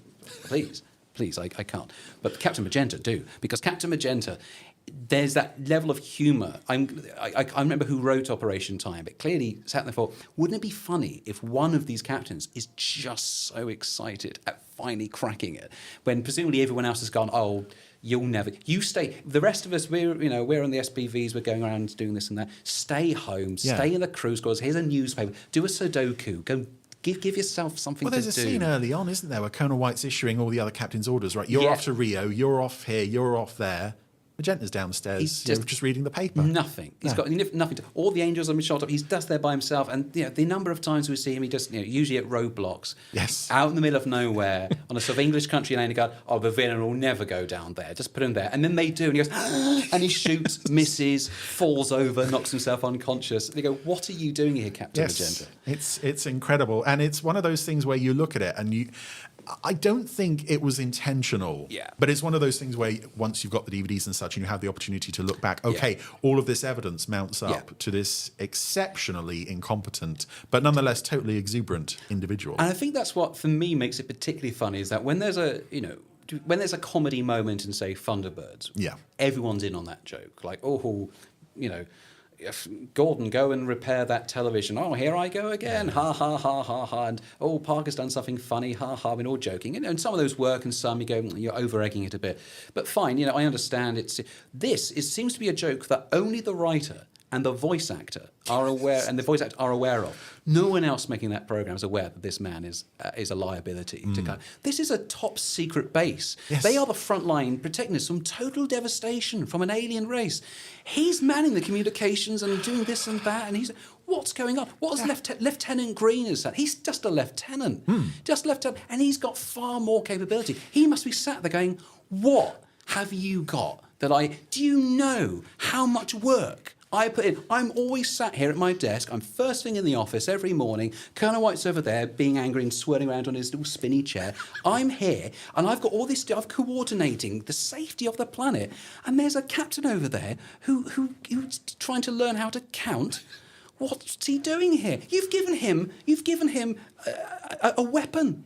This incompetent man has got a gun with bullets in it. Which we've just seen there can be stolen very easily by any passing doctor who... the only way that would work is if the villain ran off and discovered, oh, hang on, this is a toy gun. Yes. And then you go, oh, that's, of course, if I'd stolen Captain Blue's, I could have killed someone, but this is actually made of rubber. But it's astonishing that the character is there, and it's a very peculiar, quirky bit of comedy, which is not shared by, I think, anything else in that show. Aside from possibly Colonel White being a bit doolally at times. Yeah. Oh, and the episode, of course, there's one where Mr. Ron's plan is, you know what? We could just spike the champagne. Yes. If we make them drunk, put our circles over the bottle, look, they're going to send a nuclear bomb out. We didn't have to. We could have done this weeks straight ago. away. Yeah. So this is the voice of the Mr. Ron's. Drink the champagne. Trust us. No, we're giving up. Fair play. Off you go. He. They could have done that at any time. That humour is in there, but it's bizarre that Captain Magenta is a character in a Gerry Anderson series allowed to run riot, and the voice, is it Gary? Was it Gary Files? Yes. You did an interview with him, I think. Yes, well, it's in my Secrets of the Secret Service book down there on the floor. He says he will always try to find the humour in any character he's given. And he did, because that's something where I know how hard it is. The enthusiasm on audio is in those heightened emotions, and he does it. That's as much as I mock the character. It's a brilliant vocal performance. Oh yeah. And the direction, and you can tell the other voice actors are in it. The guy playing Colonel White, who's I can't remember the actor's name. Donald Gray. When he used to say, he goes, "Is that you, Captain Magenta? Please slow down, Captain." You can tell I've had it up to here with you. It's been such a long day, and now you, my cousin's son, who I didn't want here, is now babbling at me out a newspaper. What do you want? And he goes, how angry must Colonel White be that? He's actually got the answer. He was so prepared to say, "Get out, leave my base." Going, it is quite telling that you don't actually see the response on the screen. As soon as he gives the answer, they cut away to something else before the Colonel completely blows his top. Absolutely furious. You go, he's managed to sort of, he's justified his salary for another year while Lieutenant Green is still there waiting for a promotion. That I'm never going to give him. He works 7 days a week, Lieutenant Green. Absolutely. He is 20 hours a day, 7 days. give him a promotion. Yeah. Please, I'm begging you. I'm not sure why I'm begging. The British late government, please. We're going to set up a petition. Oh dear. This is what this show brings out in us, and in particular, Captain Magenta. We are not alone. It's been nice for me to discover this over the years. Absolutely. As people have got DVDs and Blu-rays, there is a new appreciation for this character. There is. Yeah. To the extent where I think you can buy, or you could buy the Scarlet, the Spectrum pistol with a special magenta branding. They didn't make many of them. No. So They're collector's items. Don't give him a gun. No, definitely not. He'll But lose it's a it. question of did he have bullets? No, probably not. I think it's time for another question from the old tin. So if you'd like to help yourself to another couple of bits of paper. I was a question, Captain Magenta. What have you got against me? From Matthew Mayhew. Hello, Matthew. Has there been an episode of any Anderverse show where you went, wow, I did not expect that ending? You know, actually, yes. Now, Thunderbirds, for all I love it, you can usually assume that they will save the day. Yes. Mainly because they always do. Now, Captain Scarlet, I remember when I was sort of watching it, even for the first time, that first volume of the DVDs. And I must admit, episode 1 of Captain Scarlet has always confused me. I think that's why it took me a while to get into it. The fact that the hero is then the villain, and then he gets defeated, but he comes back. And I couldn't quite work out. You know, it's odd that the hero of the series is a villain for episode 1. So it took me a while to get into it. It's unusual, yeah. And I went, oh, okay. Winged Assassin, I think, is episode 2. And you go, okay, we're going to get back into it. No, he's on their side, and they didn't lose last week. They've got this together. The president was ultimately saved, and they're going to save this guy from, I think, some sort of air military type thing. And then, of course, at the end of the episode, spoiler alert, the person they're protecting is blown up and killed. I believe like a plane crashes into the... he's in a little plane that then crashes into a plane, and then it spirals off and explodes. And they all sit there and go, oh, no. Yeah. Oh, dear. And I thought that was surprising. After, 32 episodes of, unequivocal success from International Rescue, suddenly these guys come in going, right, going to try and save the world from Martians. We better get this right. Okay, we save the president. This is their second target. Let's make sure we get this. No, he's just been blown up in front of us. And what's strange is that it is a nothing of a character in terms of audience attachment, but you still feel something because you've not seen anything like that on Thunderbirds. I think we only see, as much as we see that character, we see him sleeping in a hotel room, and an assassin gets killed by Captain Grey, I think. Yeah. I'm glad Captain Grey's again justifying his salary. He has to save that bloke. Sadly, it was wasted because later on, I think he gets put into like an oil tanker as a sort of like decoy vehicle. They do a good plan. I'll give them that. Good plan to protect this delegate. And they get all this and do all this and that, and they get him on his little plane, not the big plane.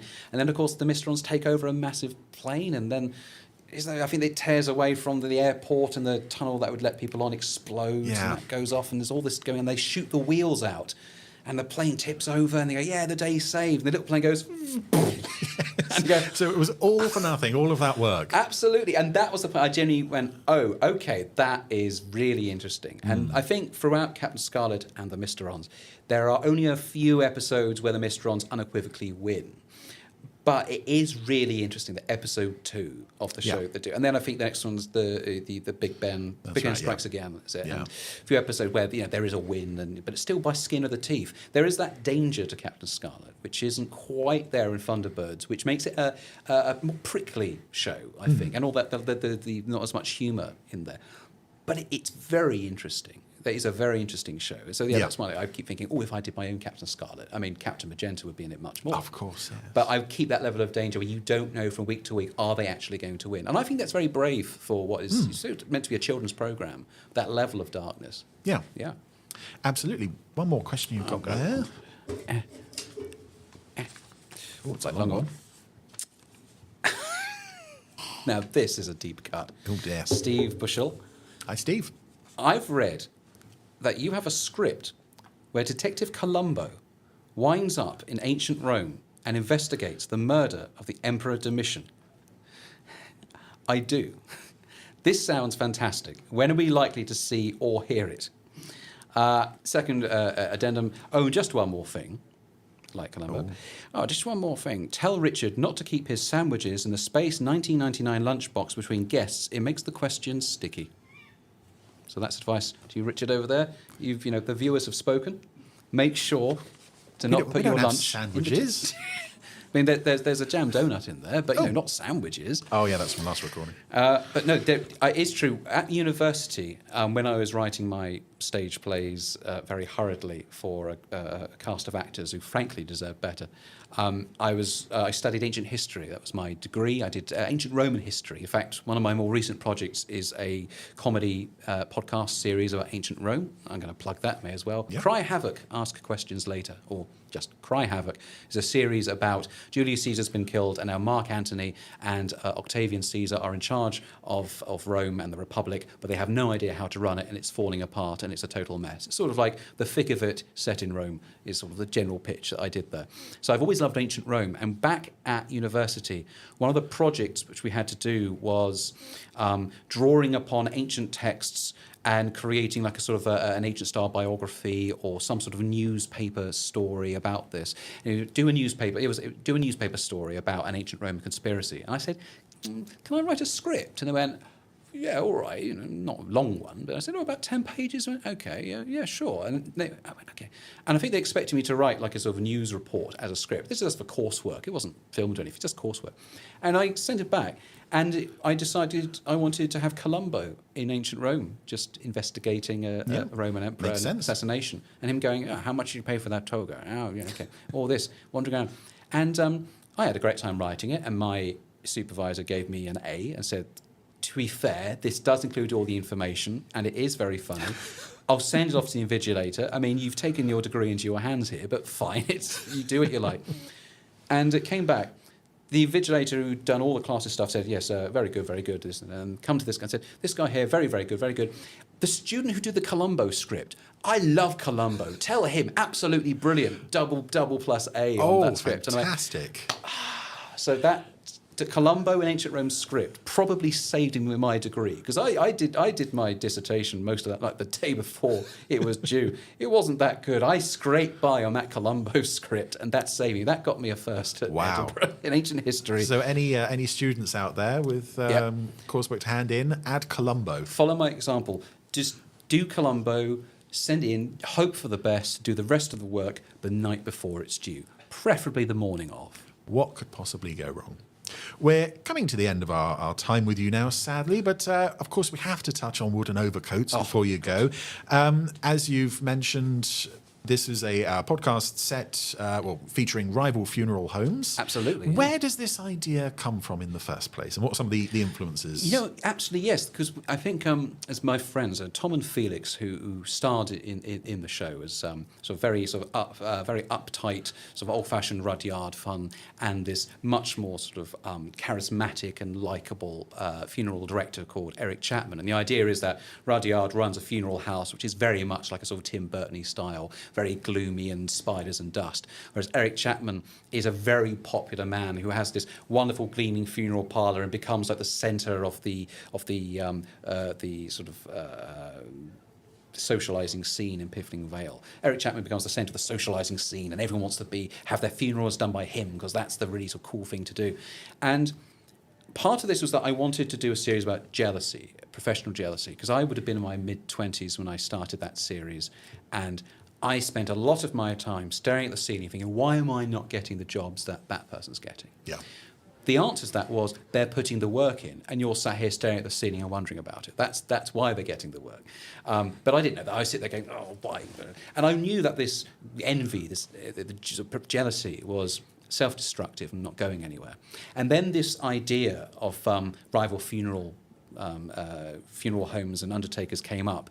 And I said to Felix and Tom, we said, look, we've got this idea of these two people who are sort of don't like each other and they're rivals, but we don't quite know what else. And I said, yeah, I've got some ideas for that. And I wanted to make it about jealousy, but one-sided jealousy, because the big influence was a now, I think, little-known British sitcom called Ever Decreasing Circles. Or one of the greats. Absolutely. Richard Briers and Peter Egan, where Richard Briers is this very fussy neighbour who is quite difficult to get on with, and then a very handsome neighbour comes in next door, played by Peter Egan, who everybody likes and thinks he's absolutely terrific, and he can do anything. He's got mates who can do this and that. And I very much lifted that dynamic and put it in my show. And then, of course, I had all the other characters and stuff around it as well, like Rudyard's creepy sister, Antigone, who can hide in the shadows and all of this. But that was the centrepiece. I wanted one-sided rivalry where you spend so much time trying to put one over on your rival, to defeat your rival, to do whatever you can, that if you just stopped and stepped back and said, what can I do for myself? What can I do that the other person can't? What can I do in my way? Maybe my life would go a bit better. And I wanted a character who just wouldn't do that, who would always ignore good advice and go straight forward, trying to get one over on the opponent, which he never succeeds. It also gives you a kind of vague plot of the week of our protagonist is trying to defeat the opponent, much like, I suppose it's Captain Scarlet from the Mistron's point of view. It's like, we're going to try and defeat them each time. And sometimes... Except this is an opponent who really is not an antagonist as such. He just exists. The idea of Eric Chapman is that at no point... In fact, it only takes until the last season he's even aware that the other guy across the road doesn't like him. He's just so likeable. He goes, oh, Rudyard, lovely to see you. And so it was this, I hoped, very funny series rooted in professional jealousy, but also sort of domestic jealousy. Because what I loved in Ever Decreasing Circles is that Richard Briers' character, Peter Egan's, they're not in competition for work or for money. It's just a social status. Richard Briers' character says in an early episode, when I was at school, everyone used to play games with me, and then a new boy came in, and everyone went up his side of the playground, and they wouldn't come into my side. That episode was on yesterday, actually. I saw that bit. It's such a moving bit of character, and I latched onto that, and I just loved it. I love Ever Decreasing Circles, but that bit of characterization, the writing, the acting, Richard Briers not even trying to go for tears, he's just saying it in a kind of slightly sad way. And I thought, yes, a show where somebody is there with, let's elevate that to professions and money. I've got my funeral home. Somebody else has moved in across the road. They look better than I do. They're more popular than I am, and I don't know why. They're really charismatic. They've got all of my jobs now, so there's a financial incentive and problem here. But also, people just like him more. Yeah. What is it about him that they like? Why don't they like me? And what is it? And again, you spend so long getting into that rabbit hole of comparing yourself to other people. And I still do that. I open up the Metro and so has managed to get a film made, and I go, why am I not that person? Yeah, why haven't I done that? That's very familiar. And I think that, everyone can feel that. So that's where that came from. Yeah. I hoped it was a universal theme. It is very relatable, yeah. This is a series that has run for 4 seasons and a number of specials and has won quite a few awards. Not only is it award-winning, you've also slipped in 1 or 2 mentions of other shows. I certainly have. Particularly in the final season, where the big question on everyone's lips was, why did he resign? Yeah. But also in the very last episode, there was a Thunderbirds reference, I believe. Yeah, I'm trying to remember. I think it was just Thunderbirds are go as the helicopter's going to take off at the end. Yes, there is. Yes, where they're trying to motivating words to try and lift off in a helicopter. Thunderbirds are go. Even if I didn't know you, it's an all-round fantastic podcast and wonderful listening experience. So the fact that you have peppered it with references to Thunderbirds, The Prisoner, Yes Minister, the island is a retirement home for old Roger Moore characters. Yes. It's just like, this is made by someone on my level. There are various characters from like Tinker Tailor Soldier Spy and John le Carre Works have retired there or died or whatever, because we often have like characters, many episodes have like so-and-so has just died. It's always a character we've never met before. Yeah. So there's always an excuse to put in a joke linking to something back. I do believe that like Eric Chapman and his funeral home, at one point he does a funeral for the Persuaders. Yes. I know that. They're both up there in a cryogenic suspension, waiting to be buried. And there are lots of references to The Prisoner, especially as it went on. I increased those, because I saw The Prisoner for the first time between seasons 1 and 2. Oh, right. And I loved it. And I thought, it's set on an island. Yes. So I loved. In fact, I had there are a lot of references to Doctor Who, so much that people I hadn't met before come up to me after shows when we did them live and say, is that a reference to Doctor Who and the Deadly Assassin Part 1? It was. Oh my God, I knew it was. And then suddenly, it's the unspoken Doctor Who fan code, and then become a friend of mine for many, many years, and everything else. In fact, there's with no spoilers, there's an unseen character in the last few episodes who is named after an old flatmate of mine, who works for a character only ever referred to as the Baron. The Baron. The Baron. What's this a reference to, David? It is a reference to a series called The Baron. The Baron. The Baron, by Terry Nation. And a series that I don't believe anyone has ever actually seen, but it certainly exists. It does exist. I've got at least 2 copies of it. And two copies? I know, it's terrible. They should have done the Blu-rays. I would have got those. Oh, we were so close to the Blu-rays. So close. R.I.P. Network. Network is just a tragic loss. Really we are very near the end of our time with you, but we do still have 2 questions in there, and then we will head for our quick fire 5. I do it. Okay, so this question here from Paul Hyder. Hello, Paul. Favourite cake? Oh, this is the big question to end on. Oh, dear. And this does change. This changes from day to day. You know what? I'm going to cheese it. At the moment, I think it's any cake that I've just made. Because I've just started baking a year ago. I've seen some lovely pictures. Absolutely. Yes, they do look very appetizing. I love cakes. I love cookies. I'm a bit, you can give me the finest sort of, steak and all that in the world, and I'll eat it, and it'll be lovely, etc. But I'm not really excited until I see the dessert. That's where I'm at. The dessert is where, and so cakes and cookies, particularly even more than chocolate. Chocolate sweets are nice, but I like a good something you sink your teeth into. Yeah, something substantial. And I've got into baking, and I can do cookies now. Cakes, I'm only just started. Very simple sort of, but there's a huge satisfaction to eating something you've made. Yeah, it's not as good as the thing you could get in the shop, but you did make it, and it took you bloody hours. So that's it. Sort of, I think chocolate sponge cakes, obviously. That's the classic. Any kind of sponge, angel cake, I'm a sort of big fan of as well. Cream slices, actually. I'm so hungry, Chris. Can we get David something? Please. Is that possible? No. I don't know if they do cakes here. Bakewell tarts. Oh, if there's a Tesco around the corner. Yeah, if you've just got like a jam donut tucked away in your pocket there, I'll take that. But last question. Who's this from? This is from Adam Walker. Congratulations on the recent award. Oh, cheers. What's next? Is there a story that you're dying to tell? What is next? So at the moment, I am working on because I've just had a series came out last year called Cry Havoc, about fall of the Roman Republic as told as a sort of disastrous political comedy. And I wanted to go to something a bit smaller. I can't say the details yet because we're still making and developing. But I hope my next project is stop motion animation, which I'm doing. It's just a very small scale thing with friends of mine. We've got an idea for a stop motion character and a series of very short videos. And I've seen the rough cut of the very first episode only yesterday, and it's very exciting. But I can say it's very small scale. It's light. It's sort of family friendly with a slight edge for the adults if they want it. So I'm looking at something like that. Otherwise, my next thing I want to do is I would like to do another. What I'd like to do is another series like Wooden Overcoats.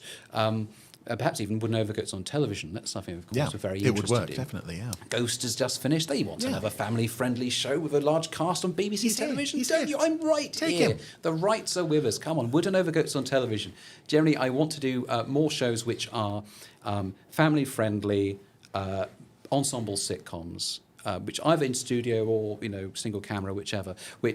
What I want to do is have the next comedy series, which becomes a national favourite, and then becomes the linchpin of BBC One Christmas broadcasting. Absolutely, that's my vision. Some people want to do big action stuff. They want to do this. They want to do the drama.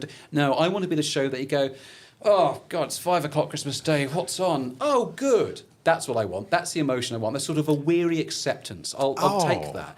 But one tinged with relief. It's like we could talk to each other, but David K. Barnes' new Christmas special is on. It's probably all right. I'll take that. That's what I want to be. So I want another sort of comedy series along that line. That's perfect. Got a few things bubbling along the surface at the moment, pitching into a few places. So I can't say what they are, but that's the style. That's what I want. I want to make people happy, give people relief, something just to stick on to keep the kids quiet. What more could you ask for? Yeah, I want to be helpful to the viewers at home. Hire him. Go on. He's lovely.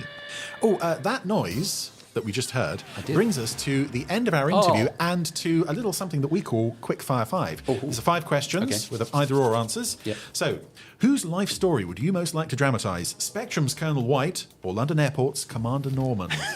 Colonel White has more scope. Colonel White, He does, yes. yes. I think so. There is something in Commander Norman. But it's a double act, him and Captain Magenta, and they're solving crimes. Oh, I like this. I definitely like this. Who would make a better Prime Minister? The Secret Service's Father Stanley Unwin or Spectrum agent Captain Magenta? They're both so incompetent. I think Father Stanley Unwin, I get the thing that he's not going to immediately push the button for the nuclear bombs. You know, yes, they think the nuclear good. codes are safe of him. They are not safe of Captain Magenta, especially the button's shiny. Like, we're doomed. Yeah.